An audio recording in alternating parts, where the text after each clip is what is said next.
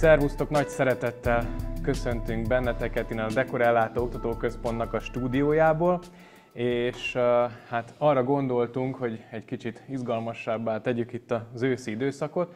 Elkezdünk egy kicsit foglalkozni már a következő évvel olyan módon, hogy nézzük meg, hogyha valakinek olyan tervei, elképzelései vannak, hogy rendezvényszervezéssel szeretne foglalkozni, akkor nagyjából hogy érdemes ennek az egésznek nekiállni, milyen lehetőségek, milyen veszélyek, milyen egyéb érdekes, megfontolandó szempontok vannak így az ügyben, hiszen hát az a helyzet, hogyha 2025-ben akarunk valamit csinálni, akkor ezt valamikor 2024-ben érdemes elkezdeni, mert hogy bizony a rendezvény szervezéseknek a szezonja az mindig egy kicsit hamarabb indul, és ezen az első napon, amikor itt találkozunk ennek a webinárnak a keretei között, nem más lesz a társam, a beszélgető társam, mint Csobotakis Árpád, rendezvényszervező, aki hát bizony azon kívül, hogy az üzleti rendezvényszervező képzésünket vezeti,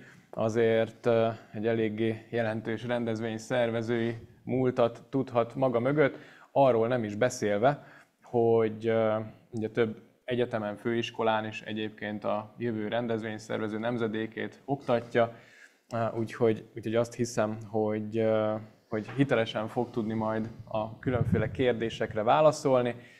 Szervusz Árpád! Szia! Sziasztok! Tegeződünk, gondolom, szokás szerint. Hát mi remélem, hogy igen. Sziasztok! Szia Balázs! Ugye a mai napnak az a címe, hogy meg lehet-e tanulni a rendezvényszervezést. Ugye ez a te cím ajánlód volt. Mire gondoltál, amikor ez a cím így megszületett benned? Arra, hogy nagyon sok olyan kérdés volt a korábbi években, mind feléd, mind közösen felénk, hogy vajon ennyi idő alatt el lehet-e úgy sajátítani a rendezvényszervezést, hogy azt utána ennek a tudását a hallgató, vagy aki elvégezte, a volt hallgató, úgy tudja alkalmazni, hogy már attól kezdve ő maga is tud rendezvényeket szervezni. És ugye a mi vállalásunk ezzel a képzéssel az, hogy garantáljuk, hogy fogtok tudni rendezvényeket szervezni, mert mindent is adunk hozzá. Tehát tulajdonképpen nem csak a tudást adjuk hozzá, hanem olyan leírt és nektek átküldött sablonokat, mintákat, szerződésmintákat, árajánlatkérőket, szolgáltatókkal való kommunikációkat, és minden olyan dolgot, aminek tulajdonképpen, hogyha előveszitek a saját rendezvényetek alkalmával, és behelyettesítitek az általatok megkapott anyagba azt a dátumot, amely a ti rendezvényetekre vonatkozik, azt a szerződő partnert, aki titeket kér fel a rendezvényére, illetőleg azokat az egyéb paramétereket, létszámot, helyszínt, árakat és egyebeket, akkor tulajdonképpen innentől kezdve fogtok tudni rendezvényt szervezni. És ugye már körülbelül 6-7 éve dolgozunk Balázsral együtt, évi 2 képzésben, több száz hallgatónak a megtapasztalását tudjuk felétek közvetíteni, hogy teljes mértékben tudták ezeket az anyagokat úgy használni, ahogy az előbb én említettem, kvázi el tudtak kezdeni rendezvényeket szervezni. Nyilván minél több évet aztán a rendezvényszervezésben eltöltötök majd, annál tapasztaltabbak lesztek, és egy idő után fogjátok, és ezt az anyagot, amit mi adtunk nektek, teljesen ki fogjátok dobni, mert saját anyagaitok lesznek már. No, akkor nézzük meg ezeket a kérdéseket, mert nagyon izgalmas kérdések érkeztek, én azt jó gondolom. Isten, de jó. Én egy ilyen vetítésbe berendeztem őket, és az első gondolataimat odaírtam a kérdések alá, hogy milyen nyomon lehetne elindulni, de hogyha valakinek van valami hozzáfűzni valója, vagy esetleg a kérdező a saját kérdésére ráismer, és úgy érzi, hogy nem erre gondolt, ahogy én értelmeztem a kérdést, akkor ezen el tudunk még így mélyedni. Nézzük hát akkor ezeket a kérdéseket.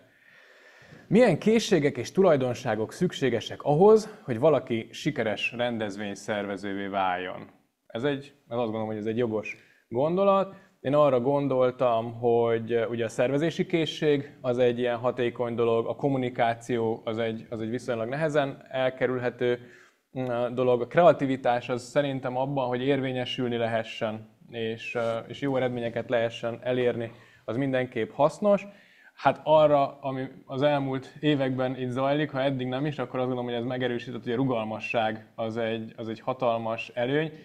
Rugalmasság nem csak abból a szempontból, ami ilyen kézenfekvő, hogy a megvalósításba, a megrendelőkkel kapcsolatos rugalmasság, de egyébként a rugalmasság, mint vállalkozó, hogy a folyton változó vállalkozási környezethez, a változó elvárásokhoz, követelményekhez is lehessen igazodni.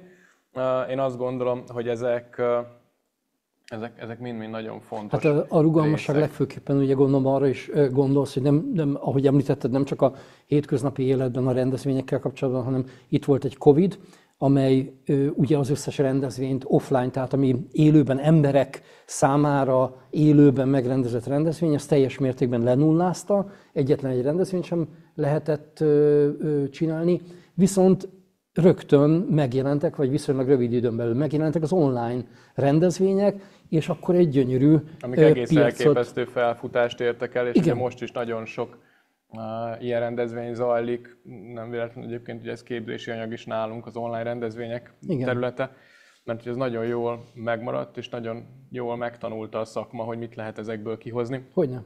Sok esetben sokkal többet. Igen. Ha más nem, akkor ugye végülis ez is egy online rendezvény, ami most itt mi vagyunk, abszolút. Hiszen ez is technikailag ez egy rendezvény, hiszen ez meg lett szervezve, ezen vannak résztvevők, van egy technikai stáb, vannak előadók, van egy tematika, ami alapján haladunk, tehát ez is egy online rendezvény, és csak ebből is már ugye kiderülhet a résztvevők számára is, hogy mennyivel egyszerűbb ez így, mint hogyha most ide kellett volna jönni, és most valahol ülnének a Nagykörúton, vagy a Dózsa-György úton egy kellemes dugóban, és megpróbálnak valahogy idejutni, mennyi kellemetlenség lenne, hogy lehet éppen parkolni, vagy milyen egyéb megoldandó feladatok jönnek. Tehát, hogy egy csomó mindenben az online rendezvények tényleg egyszerűbbé tették a feladatot, és nem kevésbé van szükség rendezvényszervezőre, csak kicsit ugye máshogy kell a rendezvényszervezőnek működnie.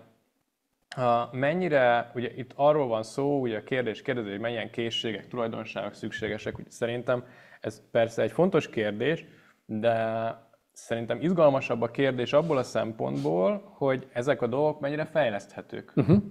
Ez szerintem abszolút egy egyén kérdése, és itt felsorolhattál volna tudomásom szerint megbeszélések alapján, tehát megbeszéléseink alapján, illetőleg ismerve mind a kettőnknek az ehhez a kérdéshez kapcsolódó véleményét, felsorolhattál volna 100 tulajdonságot.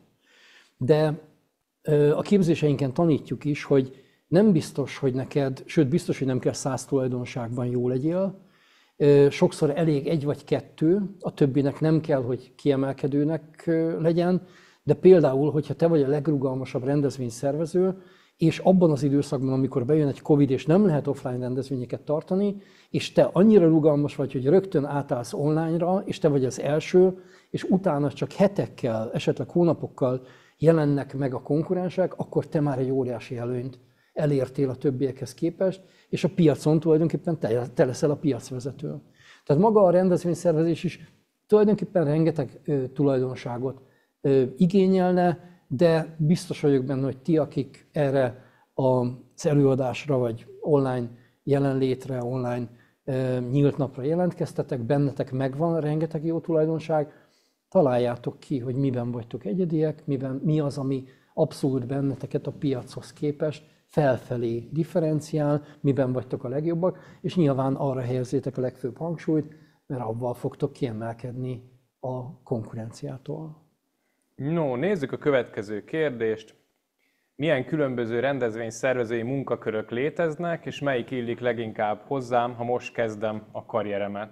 Néhány ilyen rendezvényszervezői szakágat vagy munka területet felsoroltam ugye itt ebben a kis preziben.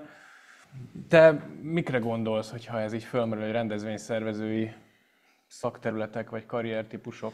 Ezt nyilván mindenkinek saját magában kellene érezni, és tudom, nem válaszoltam meg a kérdést, és elnézést kérek érte, de azt is tanítjuk, hogy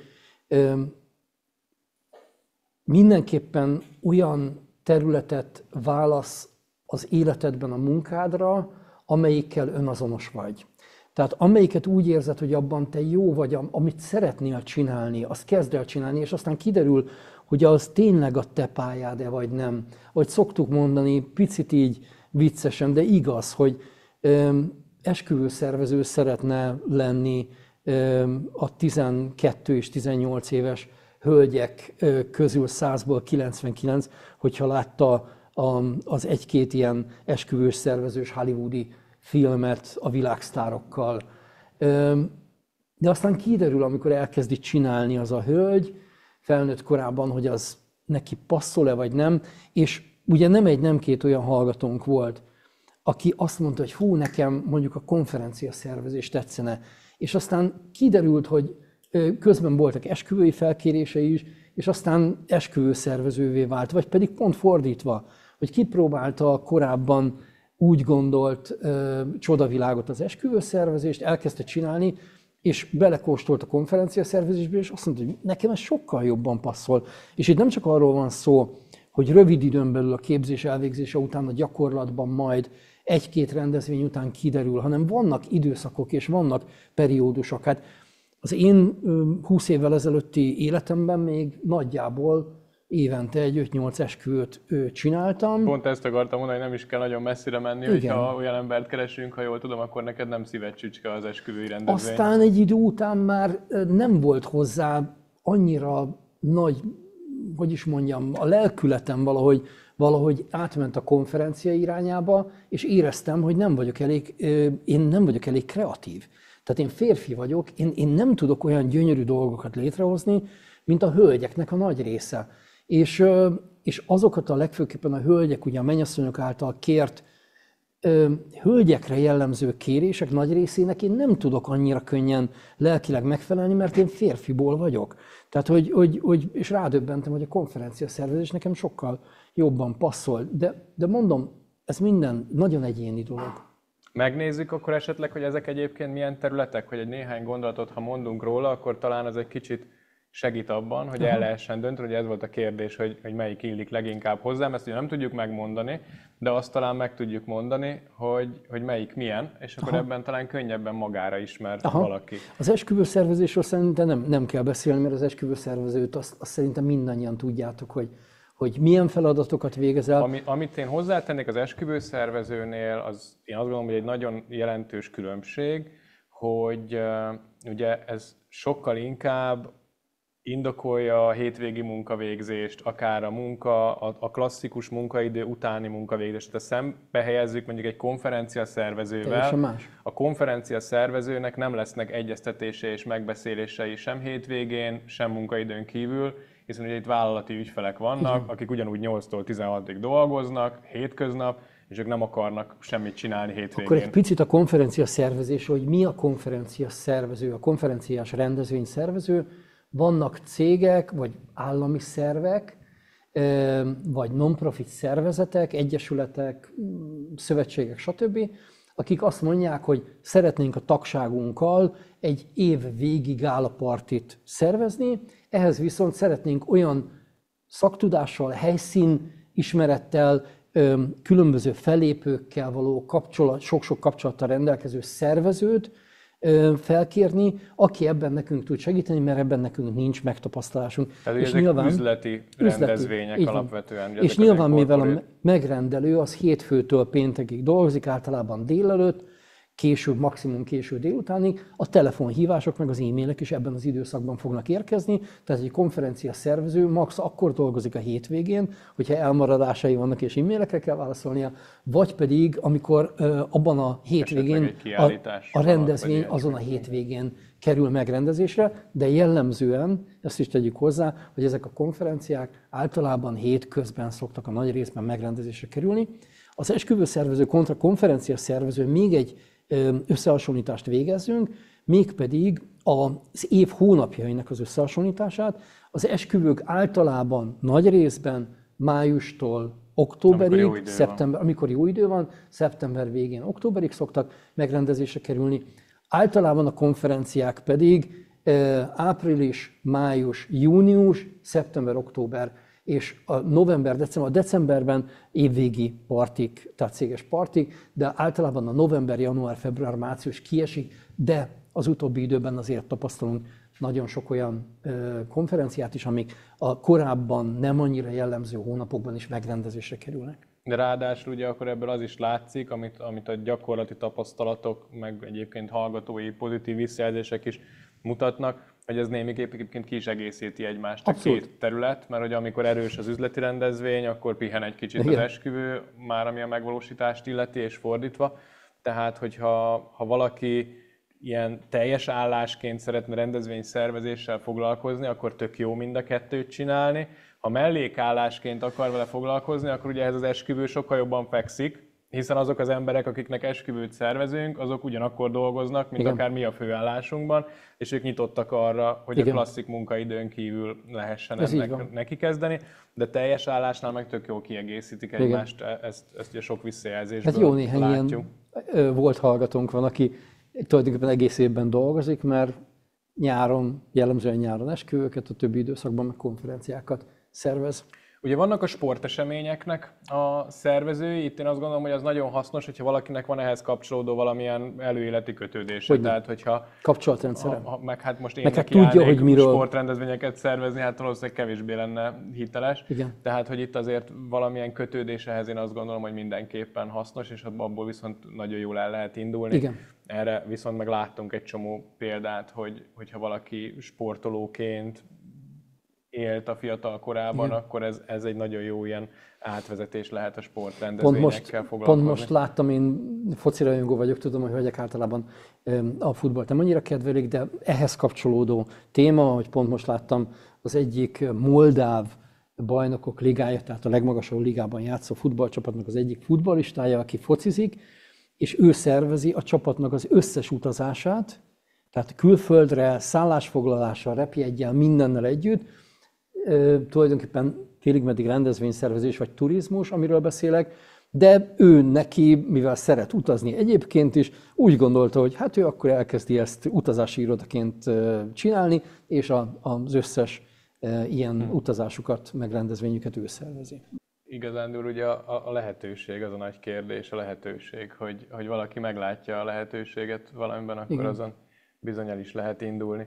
Ugye amiről szerintem még érdemes néhány szót ejteni, ez a kulturális rendezvényeknek a szervezése, hiszen azért ez aztán talán a legkülönbözőbb terület ahhoz képest, amiről eddig beszéltünk, hiszen ezek alapvetően ilyen piaci jellegű, profitorientált rendezvény megoldások, még a kulturális rendezvényeknél ugye azért másfajta célok jelennek meg, hiszen egy üzleti rendezvénynél azért jól meghatározható egy megbízónak a célja, hogy ő most éppen értékesíteni szeretne, vagy a brandjét szeretné építeni, vagy mi az, amit konkrétan szeretne. Azért ezek a célok az esküvőknél is egészen jól beazonosíthatók, bár ezek is mutatnak némi változatosságot, de azért nyomon követhetők. És a kulturális rendezvényeknél ugye megjelennek olyan non-profit szempontok, amik valamilyen szinten akár a közjót, akár egy területnek a felzárkózását, vagy bármi ilyesmit szolgálnak. Úgyhogy ez egy eléggé más terület, mit érdemes erről. Hát a legtipikusabb ugye a művelődési házakban a kulturális rendezvényszervező, aki ugye alkalmazásában áll a művelődési háznak, vagy éppen az önkormányzatnak, hogyha az önkormányzata tulajdonolja a művelődési házat, vagy esetleg egy szövetségnek, egy egyesületnek, egy kulturális egyesületnek, és ő tulajdonképpen az események nagy részét magába a művelődési házba szervezi, fellépőket, előadókat, akár helyből, tehát a helyi asszonykórustól kezdve a gyerektáncházon keresztül sok mindent, vagy pedig olyan külsős előadókat, akik népszerűek, akiket a helyi közösség szívesen lát, és a többi, és a többi. És általában az ő feladatuk szokott lenni a városi rendezvényeknek is a megrendezése, akár a falunapról beszélünk, akár hogyha Kiskörösön mondjuk Petőfi nap, Petőfi szülőházánál a Petőfi nap megrendezése, vagy akár egy főzőfesztivál, és egyebek, az ő feladatuk szokott általában lenni. Lehet ez másnak is, leosztva esetleg a településen belül, hogy más szervezi, de sok esetben ugye a művelődési házban a kulturális rendezvényszervezőnek a feladata. Ő tulajdonképpen egy alkalmazott, ő neki van egy bizonyos kerete, anyagi kerete, amiből gazdálkodhat, És ugye ez azért sok esetben sajnos, mivel az önkormányzatok jellemzően azért nem annyira gazdagok, meghatározza az ő költési lehetőségét és az előadóknak a szelekciót azért szelekciót, igen, hogy milyen drága, vagy éppen esetleg kevés pénzt költhet egy-egy előadóra, egy-egy fellépőre. Akkor azt gondolom, hogy itt abban az beazonosítható, hogy ez egy jelentős különbség, hogy ez egy kötöttebb meló, és nagyjából hasonló dolgokat kell csinálni évről évre. Nagyjából igen. Nincsenek ilyen jelentős változások, mint ami mondjuk azért egy esküvőnél például magától értetődő, hiszen teljesen más embereknek, teljesen más jellegű rendezvényeket akár az ország vagy a világ különböző helyein szervezhetünk, de ezek azért eléggé helyhez kötöttek, meg úgy témakörhöz is nagyjából. De ebben is megvan a nagy csoda, mert hogyha legfőképpen olyan fellépők vannak, akik helyből vagy a régióból származnak, és ők meg akarják mutatni magukat a publikumnak, azért egy helyi kötődésű embernek a fellépésére nagyon nagy a lelkesedés a helyi körből, és ez nagyon sok jó energiát tud adni mind a fellépőnek, mind a szervezőnek, mind pedig a vendégeknek. Na nézzük, milyen kérdéseink vannak még. Mik azok a lépések, amelyeket egy kezdő rendezvényszervező megtehet, hogy kitűnjön a versenytársak közül? Ugye amire nekem az ilyen gondolatébresztő válaszaim voltak, például, hogy ugye egy valamilyen fajta portfólió vagy referencia építése, hogy egy kapcsolatépítésnek az útján elindulni, és hogy a folyamatos fejlődésnek az útjáról nem térni le, hanem mindig csinálni valamit, fejlődni, újítani, és valahogy megpróbálni előre törni. Ha belegondoltak, ez tulajdonképpen bármely más iparágban ugyanez. Tehát az, hogy legyen valami olyan dolgod, ami egyedi, és meg tudod mutatni a világnak, ebből tényleg fotózz le, tedd föl a különböző közösségi média felületekre, a weboldaladra, bárhová. Jó, legyünk konkrétak. Hogy lehet ebben elindulni? Tehát, hogy mi az a kis rendezvény, amit mondjuk így kezdőként is el tudom indítani? Esküvő tekintetében simán a baráti és a rokoni körből elkezdeni hirdetni, szólni mindenkinek is, hogy elvégeztem egy tanfolyamot, voltam a tanfolyam lehetőséget adott gyakorlati gyakorlásra, tehát elvittek mondjuk esküvőre, és minden anyagot megkaptam hozzá tenni azért, hogy az esküvődet a lehető legjobban meg tudjam rendezni, akár még ingyen is. Tehát én szoktam ajánlani a hallgatóknak azt is, hogy nyugodtan a kezdetek kezdetén, hogy legyen referencia anyagod, legyenek fotóid a saját magad által szervezett rendezvényről, akár elvállalhatod kisebb pénzért, vagy akár ingyenesen is. Így lehet elindulni, mindent fotózni, videózni, és a lehető legtöbb helyre kitenni. Tehát, hogy meg tudom tenni ezt egy üzleti rendezvény esetében is, hogy azért van ismeretségi köröm, mindenkinek van a Facebookon több ezer ismerőse, vagy Instagramon nem tudom én hány követője.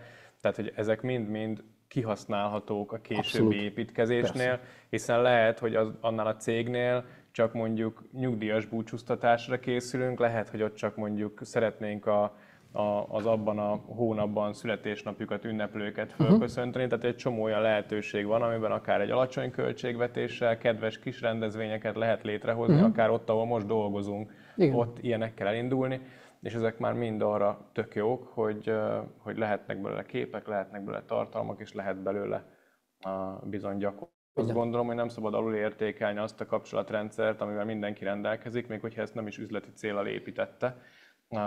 Ha megint csak itt milyen jó, hogy jöttél, mert tudok veled példálózni, hogy neked is milyen sok hasznos, élő, a munkában is jól hasznosítható kapcsolatod van, akár mondjuk általános iskolai, meg gimnáziumi kapcsolatokból hány helyen látjuk, hogy akár a hajdani katonatársak mondjuk egyébként cégvezetésekben, vagy akár magas szintű politikai helyeken, hogy támaszkodnak egymásra, vagy hogy kerülnek össze. Tehát hogy ezek mind-mind szerintem nagyon jól hasznosítható. Hát 10 éves koromban nekem be kellett fejezni azt a sportot a sérülésem miatt, amit csináltam.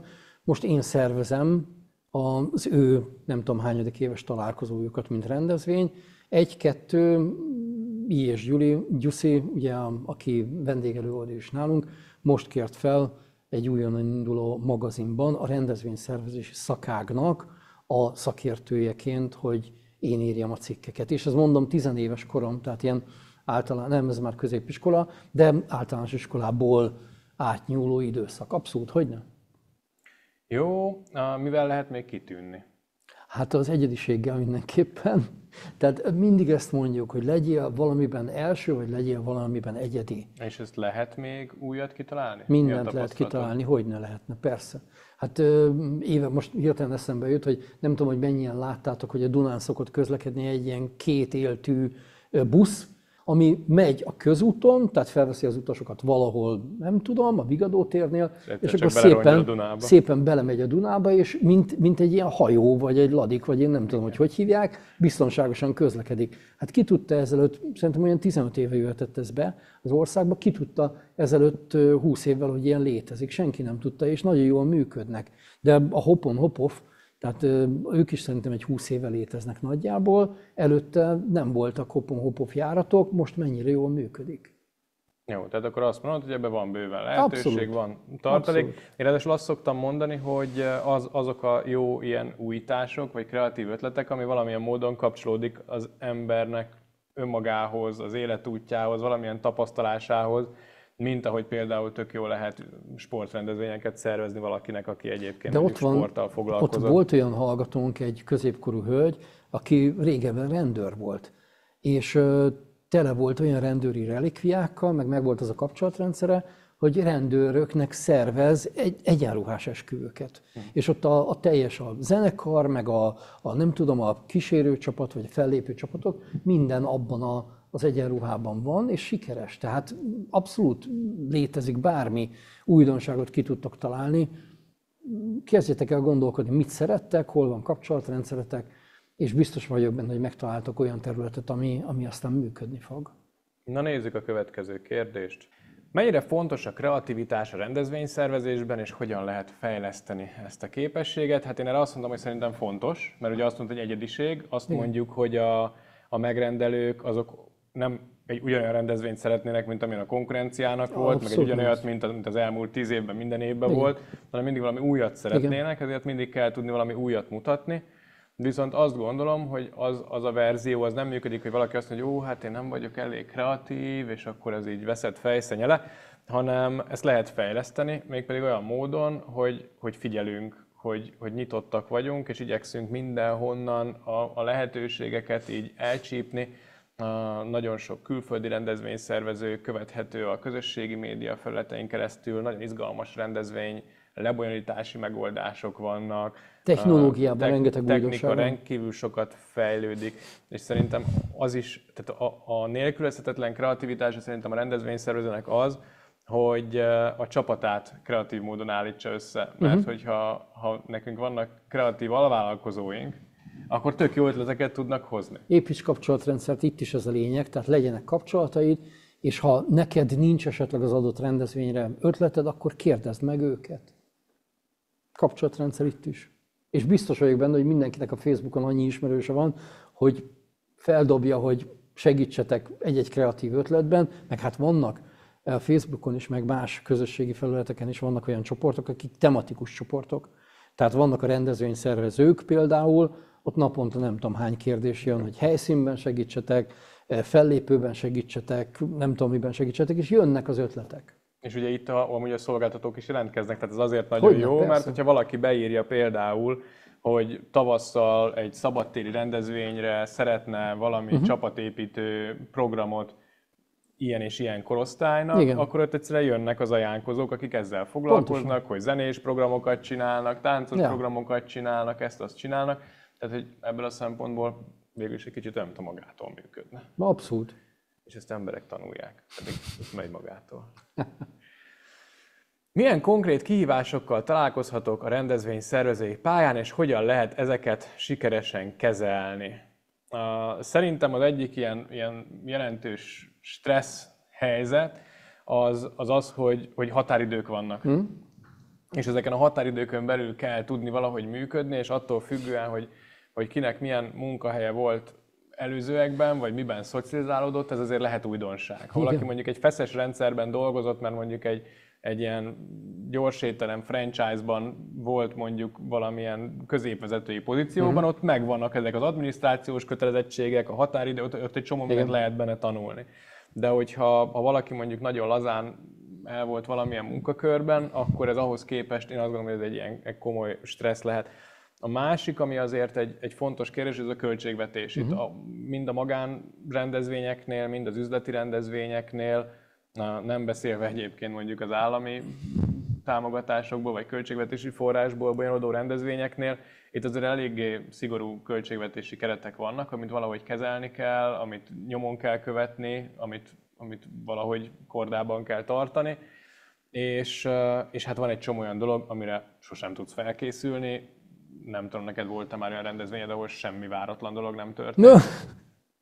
Volt? Valaha?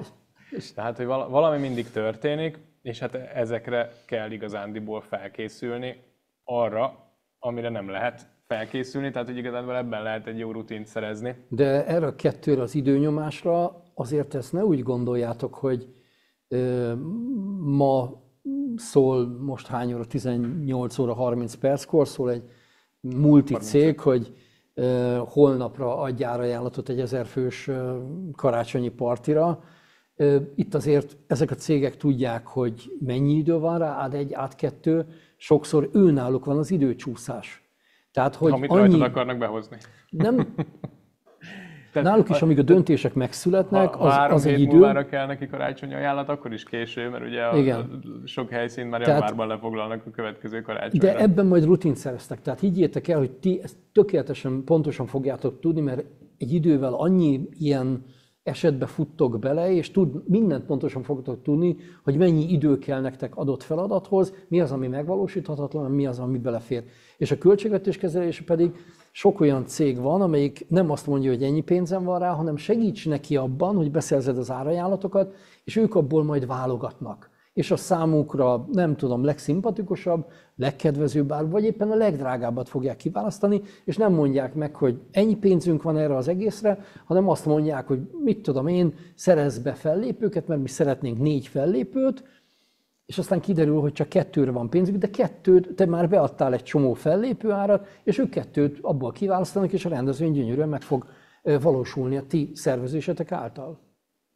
Jó, és a kiszámíthatatlan problémák? Hát, na, erre van a tudsz reagálni, vagy a nem tudsz reagálni típusú problémára. Az, hogyha te elmondtad a rendezvénynek, hogy szabadtéren akarják megrendezni, és oda mindenképpen kell egy sátor, mert mi van akkor, hogyha eső lesz, és váltig állítják, egyébként ezek általában az esküvősök szoktak lenni, nem elriasztva, csak százalékában mondom, hogy inkább lesz eső. Nem lesz eső. A vőlegény azt tudja előre 3 hónapra, hogy akkor szombaton nem lesz eső. Nem, a hölgyek szoktak nagyon-nagyon optimisták lenni, hogy hú, hát a mi esküvőnk olyan gyönyörű idő lesz, és elképzelik maguknak, nem lehet őket meggyőzni, de hogyha jön az eső, akkor baj van. A másik probléma, amikor mondjuk elfogadja, és azt mondja, hogy tényleg igazad van, te egy nagyon tapasztalt esküvőszervező, vagy tényleg az időkép is azt mutatja, hogy várható eső, akkor inkább legyen sátor, de mi van akkor, hogyha olyan fellépőd betegszik le, akiből nincs 2, és a fellépők nagy része tudjuk nagyon jól, hogy ilyen.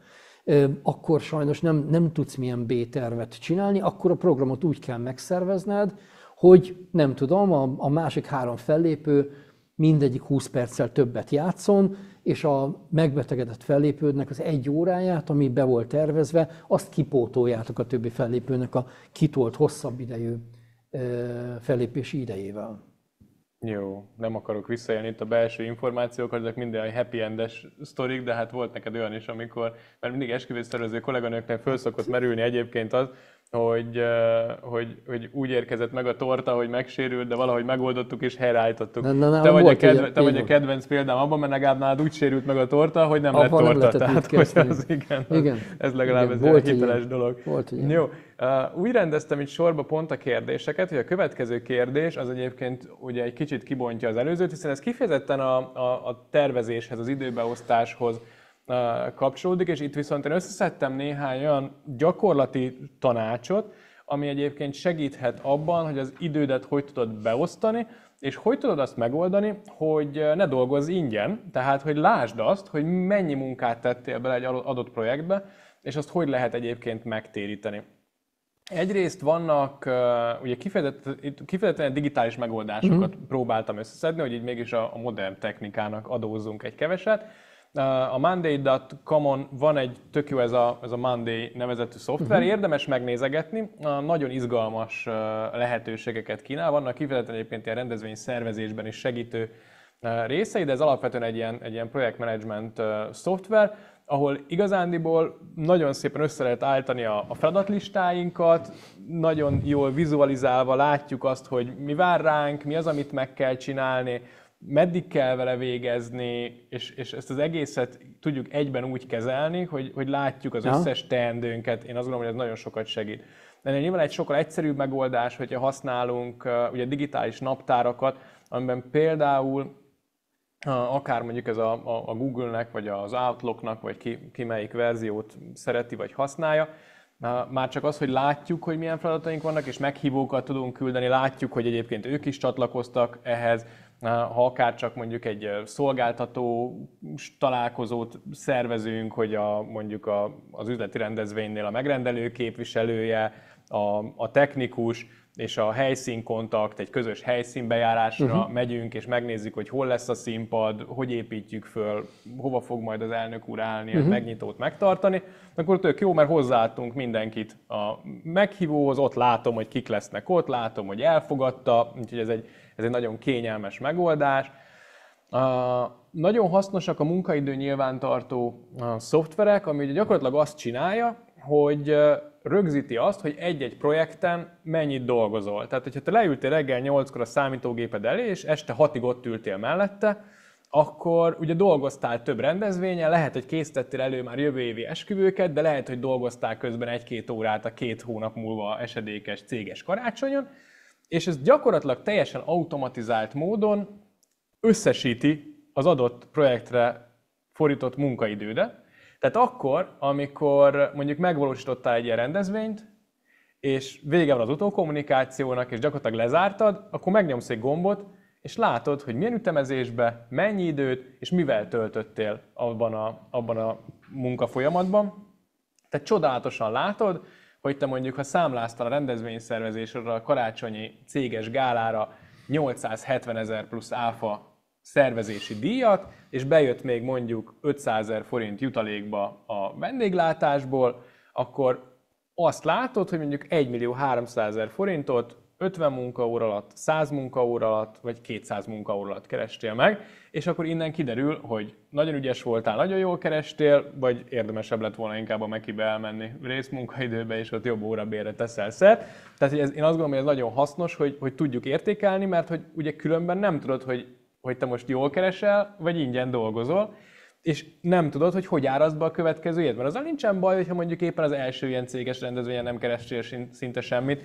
Tök jó referencia, ha jól csináltad, megrendelik a következő évben is, vannak szolgáltató kapcsolataid, élő referenciák, ez csodás.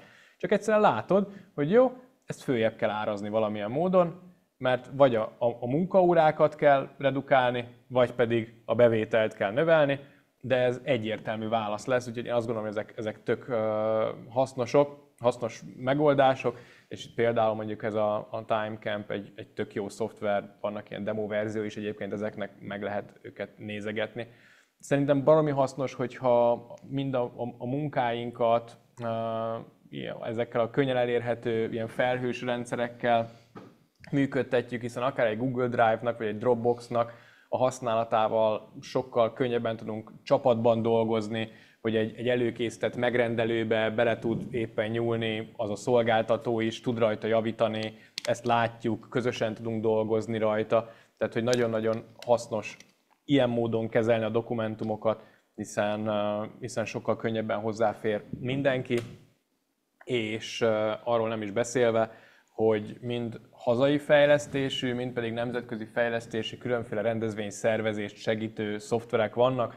Vannak olyanok, amik ugye a résztvevőkkel való kapcsolattartásban segítenek sokat, tehát amin keresztül, vagy amiben meghívjuk a rendezvénynek a résztvevőit, és ott visszajelezni tudnak, aktív módon tudunk velük kommunikálni, nagyon, nagyon dinamikus eszköz ez egy rendezvényszervező kezében, de vannak olyanok, amik pedig kifejezetten magát a rendezvényszervezés folyamatát segítik elő. Úgyhogy ezekre, hogyha rápillantotok, akkor ezek nagyon sokat tudnak segíteni a mindennapi munkában. Jelenik meg ehhez kapcsolódva, mondom, hogy pont a héten kaptunk egy meghívást a tanítványaimmal együtt egy olyan rendezvényre, ami magyar fejlesztés, és ott pedig nem kell névkártyákat használni például a rendezvény résztvevőinek, hanem rögtön egy alkalmazás segítségével mindenkinek a másik adata megvan, és még sok más egyebet is tud, ami segíti a rendezvényszervezést, de hogy ezek abszolút egy ilyen dinamikusan fejlődő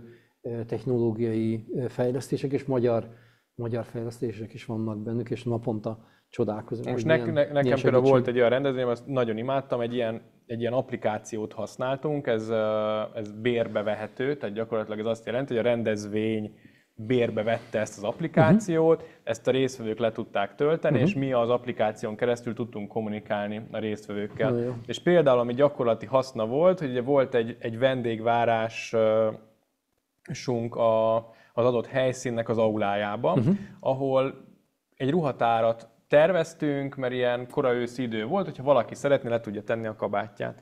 És nagyon rossz idő volt azon a hétvégén, és ezért sokkal többen jöttek kabátba, mint amire mi terveztünk volna, és este 6-kor kellett volna kezdeni, ugye fél 6-tól volt vendégvárás, és 6 óra előtt 10 perccel tömegek hömpölyögtek a ruhatár előtt.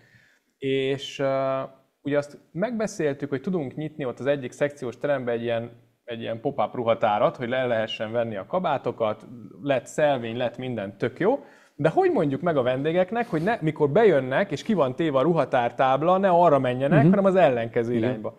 És ez a rendezvényszervező applikáció, ez tudja azt, hogy meg tudjuk csipogtatni a telefonját. Tehát maga az applikáció ilyen push üzenettel, pak, így jelzett, és megjelent az, hogy ha nem szeretnél sorba állni a ruhatárhoz, akkor gyere a lépcsőtől balra, és ott is le tudod adni a kabátot. Szenzációs. És nyilván nem mindenkinek volt hang a telefonján, nem mindenki vette észre, de ez tökéletes volt, mert pont a társaság fele megkapta az üzenetet, és pont a társaság fele eljött balra, le tudta tenni a kabátját, és 3 perc csúszással sikerült ezt megoldani, míg hogyha a szegény 3 ruhatáros lány ennél kicsivel nagyobb pulton kellett volna, hogy azt a további 100 kabátot elvegye, akkor még 7-kor ott álltak volna a kalapokkal.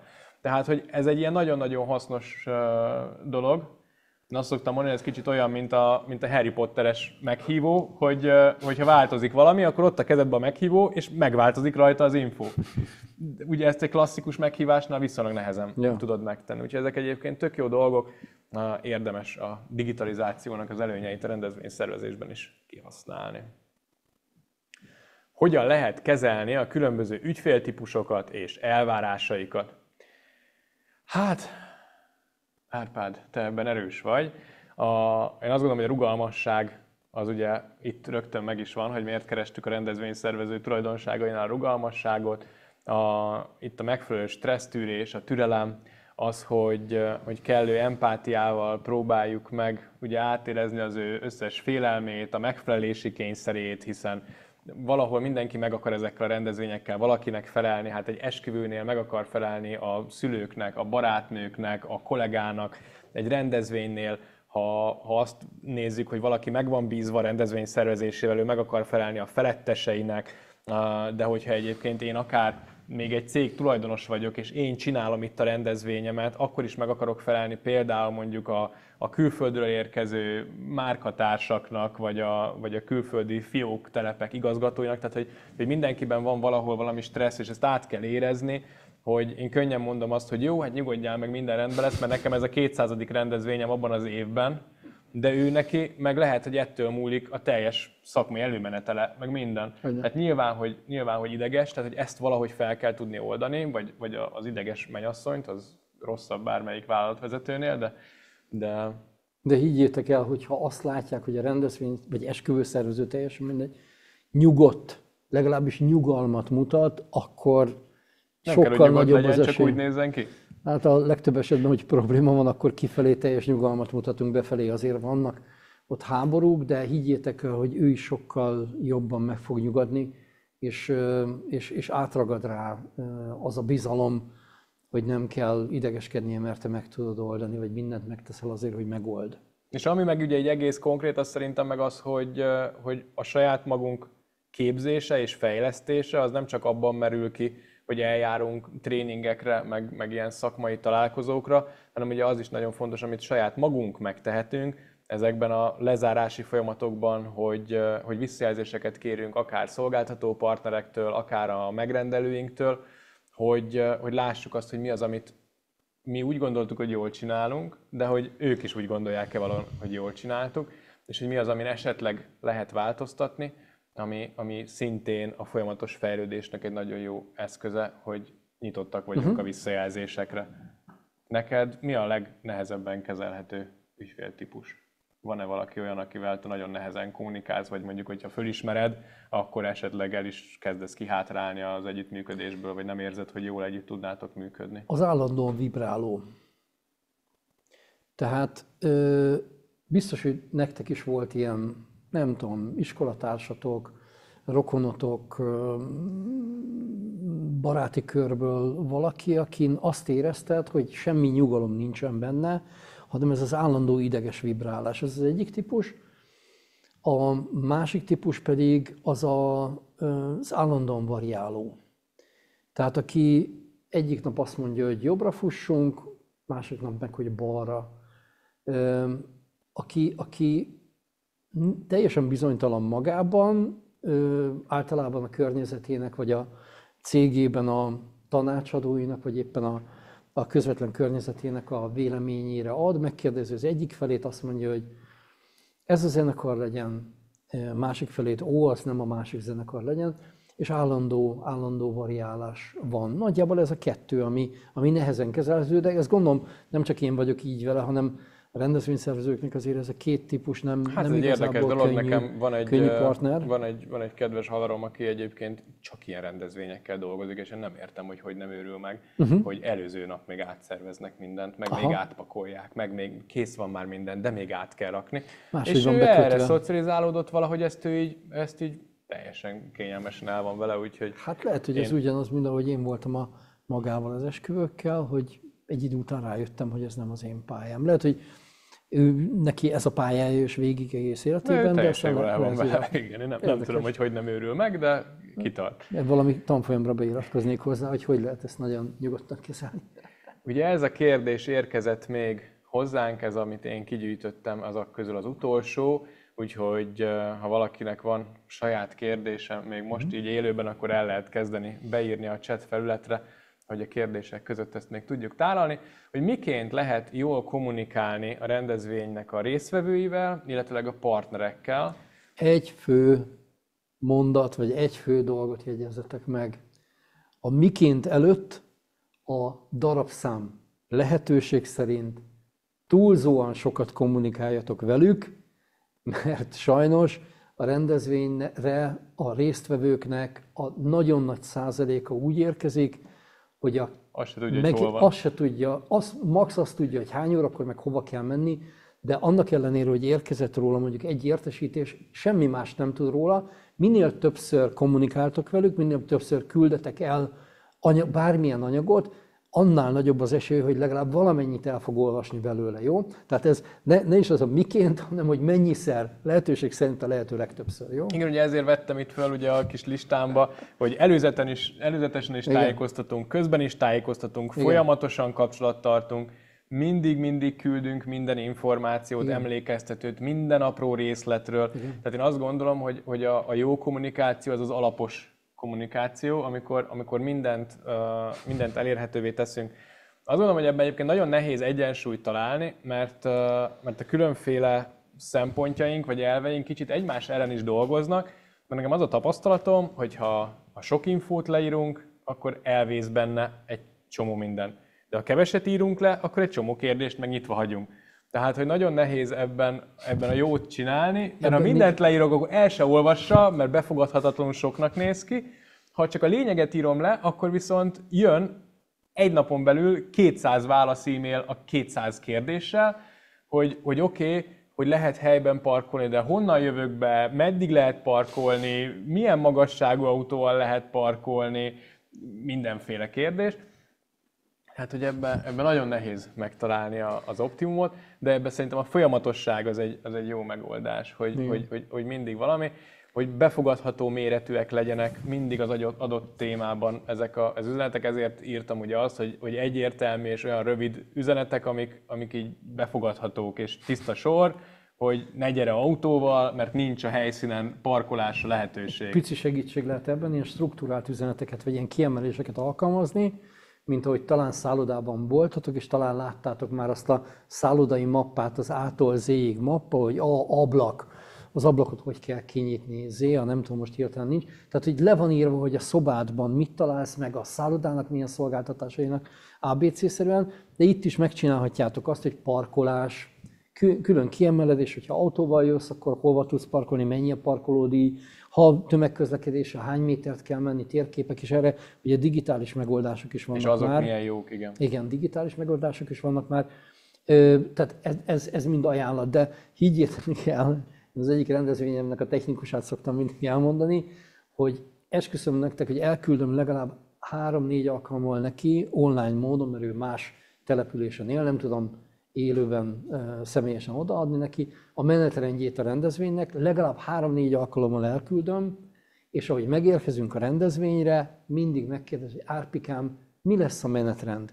És ilyenkor szoktam a zakomat így előhúzni a belső zsebéből, legalább 10 ilyen menetrend nekem így be van téve, mert nem csak ő lesz az egyetlen egy, aki nem olvasta el, és kell neki, és így odaadom, hogy drága Attilám, tessék, és a rendezvény 3 vagy 4 napos rendezvény szokott lenni, legalább még 2-szer el szokta kérni, mert azt, amit adok neki, azt meg elveszti, vagy kidobja, vagy nem tudom. Tehát, hogy nekem ez a javaslatom minél többször, minél több információt és struktúráltam, vagy kiemelve. És ugye még egy dolgot én ide fölírtam, ugye, hogy ez a széteső kommunikáció veszélyes lehet, hogy ugye nagy a csábítás, hogy használjuk a különféle digitális platformokat, és mit értek ez alatt, hogy lehet mondjuk Viberben üzenetet küldeni nekik, hogyha a résztvevőknek akár, hogyha szeretnénk, vagy egyszerűen csak a megrendelőnk, vagy éppen a mennyasszony, vagy a HRS a cégnél, vagy bárki úgy kattint rá, hogy egy WhatsApp üzenetet küld, és azon elindul egy folyamat, hogy arra nagyon fontos figyelni, hogy ne sikkadjanak el az ebből eredő információk. Tehát, hogy valahogy egy ilyen közös csatornára terelni, lementeni,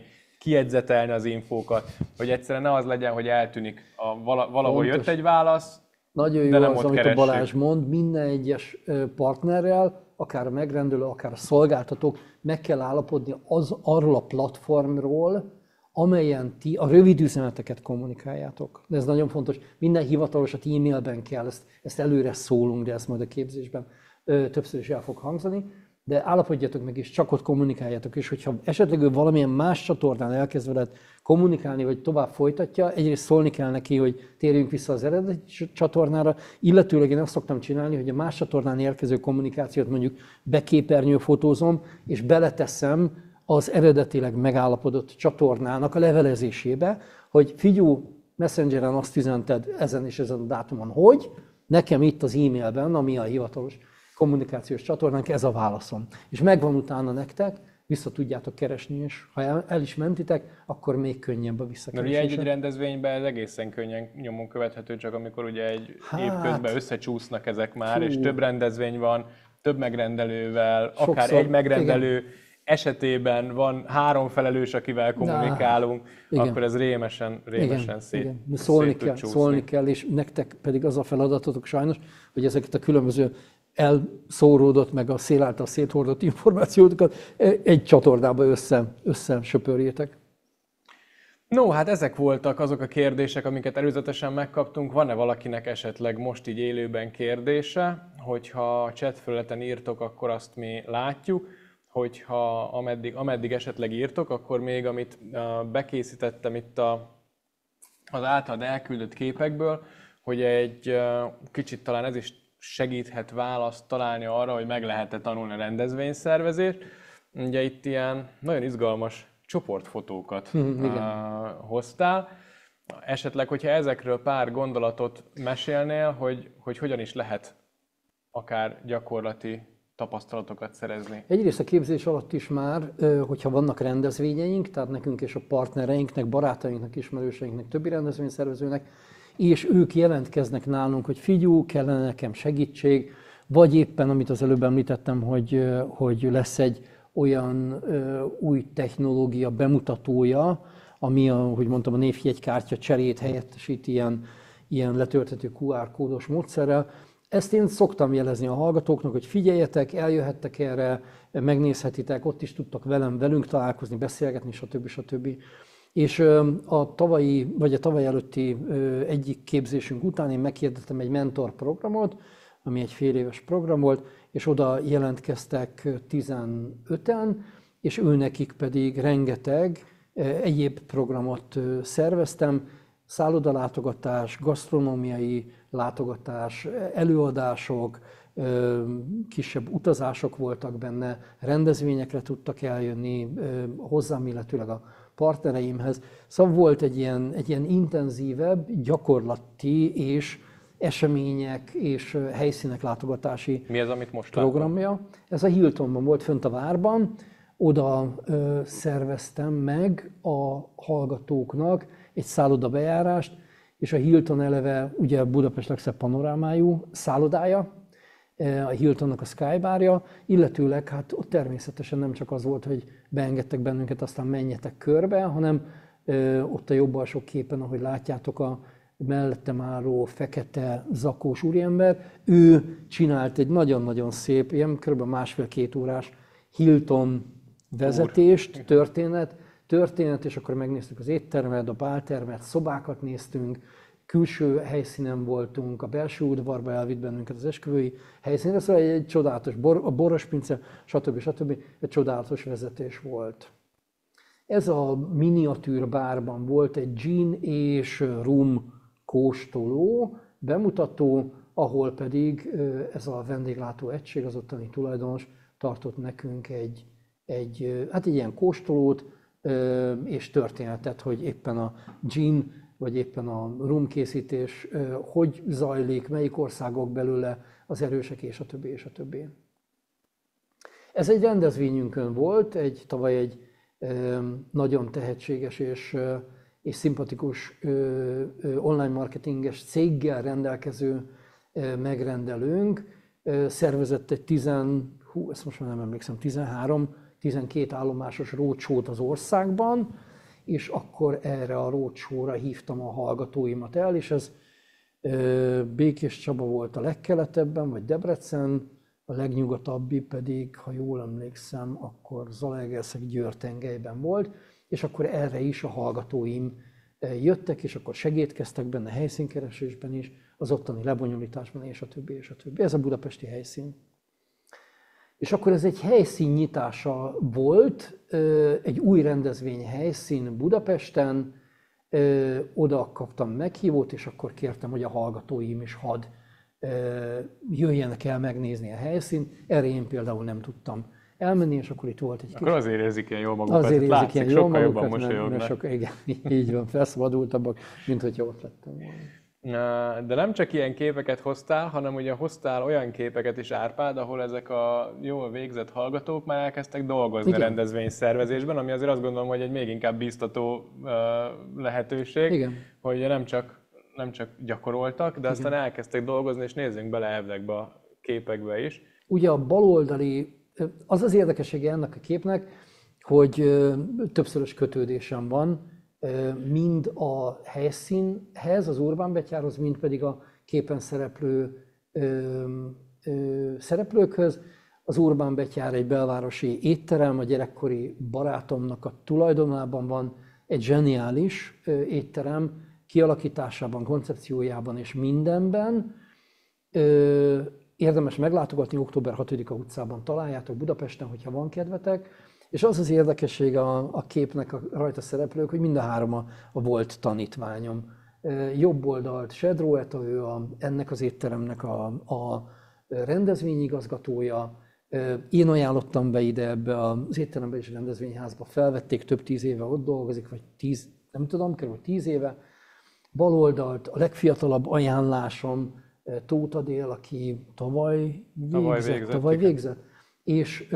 És őt is beajánlottam, és őt is felvették, és ő a jobboldali ETA keze alatt dolgozik, legfőképpen a nemzetközi rendezvényeket csinálja, mert azért tudni kell erről az Urbán Betyár étteremről, hogy van 5 külön terme, illetőleg egy skanzen, ami az étterem alatt van, egy gyönyörű skanzen, rengeteg rendezvénnyel, középen pedig Barna László, az étterem igazgatója, ő is egy régi tanítványom, őt is beajánlottam, és azt eddig nem is mondtuk, hogyha jön megkeresés hozzánk, vagy felém, hogy szeretnének a barátaim, partnereim, rendezvényes partnerek, illetőleg éttermi partnerek, vagy szállodás partnerek, hallgatókat, akkor én szoktam ajánlani, összekötöm őket, és próbálom segíteni ugye a hallgatóknak a ugye ebben karrierjét. azt gondolom, hogy ez egy nagyon jó lehetőség, és szerintem ez egy, hát ez egy olyan lehetőség, ami azért nem minden iskolánál adatik meg, hogy ugye olyan emberek oktatnak, akik egyébként ezt a szakmát nem csak hogy régóta űzik, hanem aktuálisan és aktívan benne is élnek. Ez ugye azért nagyon hasznos, mert hogy azok a kollégák, akikkel együtt dolgozunk, ők tudják, hogy mi így a képzésben tevékenykedünk, tehát nekik teljesen magától értetődő, amikor a kapcsolatrendszerüket akarják kihasználni, Igen. és olyan jól képzett és lelkes munkaerőt szeretnének a saját szolgálatukba állítani, akikkel jól tudnak haladni, akik tudják, hogy egy megfelelő friss tudással rendelkeznek, hogy azokat kérdezik meg, igen, akik a képzéssel foglalkoznak. És ez egy tök jó lehetőség, mert ez amúgy viccesen hangzik, ha csak így kívülről nézzük, hogy most itt van ez az étterem, és akkor az összes pozíciót itt te feltöltötted, de hogy ez azért nem ilyen direkt módon működik, hanem ugye ez évek alatt, igen, amikor valamire van igény, és valaki keres valakit, igen. akkor ugye hát már nem az Express újságban adnak felállás hirdetést, hanem a kapcsolatrendszeren keresztül próbálnak szerezni megbízható jó munkaerőt, ami egy hatalmas nagy érték, igen, ezeknek a vállalkozásoknak, tehát ami turizmus, ami vendéglátás, ami rendezvény, ott a jó munkaerő az elképesztő nagy kincs, igen, hiszen ezen múlik, hogy működni fog, vagy nem fog működni. Meg még egy dolog, hogy nem két hallgatónk, akit nem mi ajánlottunk. Ja, azt hittem hogy még egy dolog, hogy ezért office managert keresnek az Urbán Betyárba, tehát ha valaki esetleg ráér, akkor... Nem, bár a tulajdonos rendszeresen hív fel engem, hogy ajánljak megint munkaerőt, mert kell neki. De nem két hallgatónk jelzett vissza, hogy jelentkezett egy rendezvényszervezői vagy egy szállodai állásra, beadta a pályázatát, behívták egyebek, és akkor meglátták, hogy vagy a dekorellátóban végzett, vagy a Csobotán nálam, és azt mondták, jobbá, akkor tudjuk, hogy őt olyan képzést kapott, ami meg olyan szemléletmódot, amellyel megbízható jó kollégánká vált, és őket vették fel. Tehát, hogy igen, ez azért nagyképűen hangzik, de igaz, szóval ez na lépjünk tovább, most elég Urbán Betyár promó volt. Nagyon-nagyon büszke vagyok, Bartos Erika volt hallgatómra, nyilván a jobboldali, nem a baloldali személy itt a képen. Ilyen volt, ilyen lett, nem? Nem, a képzés előtt és nem.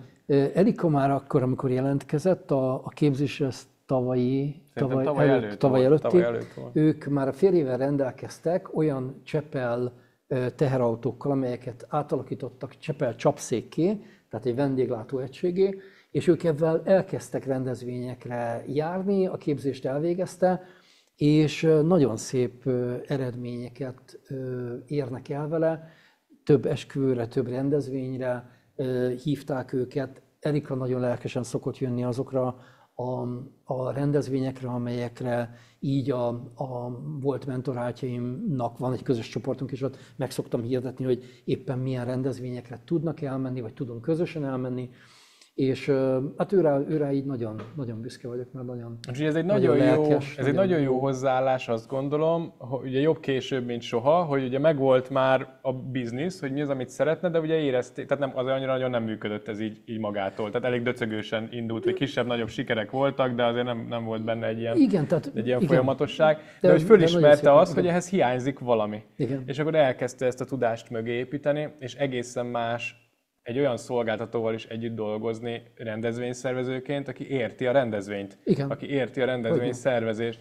Tehát ez is például egy nagyon jó előny lehet valakinél, aki szolgáltatóként működik, hogy egyszerűen jó vele együtt dolgozni, és ezért ővele fognak együtt dolgozni, igen, akár mint igen, mondjuk egy italszolgáltató. És még egy példa, hogy a férjével együtt és a gyermekével együtt csinálják a rendezvényeket, hogy ez mennyire óriási erőt ad abban, hogy tudjanak haladni, és az az energia, amit ők együtt képviselnek, az nem, hogyha 3-an vannak a fiával együtt, akkor az nem 3 egység, hanem az legalább 5-6 egység így összeadódva.